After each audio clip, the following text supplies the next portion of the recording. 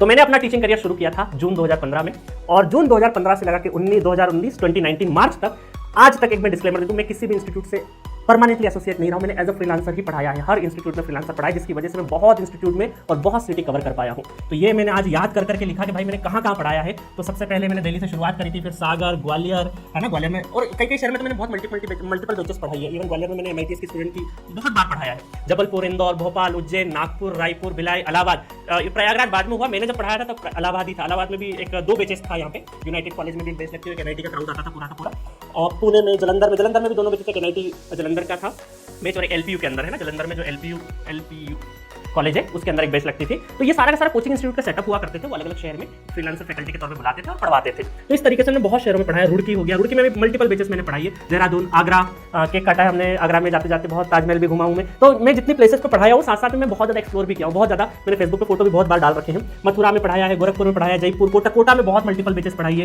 है। इसमें जयपुर में रैंक इंप्रूवमेंट बैच पढ़ाई है मैंने, कोटा में मल्टीपल, क्योंकि मेरे शहर से कोटा पास पड़ता था, इस वजह से कोटा में बहुत मल्टीपल बैचेस पढ़ाई है मैंने।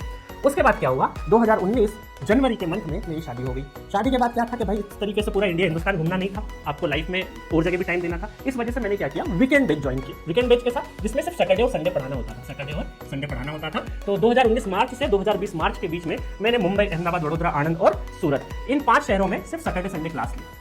मंडे टू फ्राइडे क्या करता था, मंडे टू फ्राइडे में काम करता था यूट्यूब चैनल पे, क्योंकि 2019 में ही हम लोगों ने क्या किया था, अप्रैल के मंथ में जी सेंट्रिक का यूट्यूब चैनल लॉन्च कर दिया था। और भोपाल पढ़ाते पढ़ाते मुझे SK पाटीदार सर, जो हमारे को फाउंडर भी है जी सेंट्रिक के, उनसे मुलाकात हुई थी, और उन्हीं के साथ में हम लोगों ने चैनल की स्थापना करी। ठीक है, तो इस तरीके से मैंने तकरीबन 25 से कुछ छोटी मोटी सिटियां हैं जो मैंने लिखना रह रही होगी, 25 से 30 शहर घूमे हैं। उसके बाद जी सेंट्रिक बनाया है। इसलिए जब जी सेंट्रिक की शुरुआत करी, उसका फाउंडेशन रखा तो बहुत मजबूती के साथ रखा, क्योंकि बहुत शहरों के ऑलमोस्ट आधे हिंदुस्तान के बहुत अलग अलग, क्योंकि क्या होता है, जैसे LPU पढ़ा रहे, तो यहाँ पर भी अलग अलग हर प्रदेश के अलग अलग छोटे छोटे कस्बों से स्टूडेंट आते थे। इलाहाबाद में पढ़ा रहे हैं तो अलग अलग आसपास के जितने भी छोटे छोटे शहर होते थे, वहाँ से स्टूडेंट आते थे। कई जगह पे जहाँ NIT वगैरह की बैचेस होती थी, तो वहाँ पर बहुत अलग अलग स्टेट से भी स्टूडेंट आते थे वहाँ पे। तो इस वजह से ओवरऑल हम लोगों ने 25-30 शहर में जब मैंने पढ़ाया ना, तो हर स्टूडेंट के पीछे की मानसिकता, वो क्या सोचता है, उसको क्या जरूरत है, क्या जरूरत नहीं है, कितना प्राइस वो पे कर सकता है, कितना नहीं कर सकता, उसे कंटेंट कैसे देना चाहिए, इन सब चीज़ों का बहुत अनुभव मिला। और देखिए, जितना ज़्यादा एक्सप्लोर करने से सीखता है ना आदमी, उतना कहीं पर भी नहीं सीखता है। शायद इसी वजह से हम जी सेंटर पर बहुत अच्छा कंटेंट दे पाए,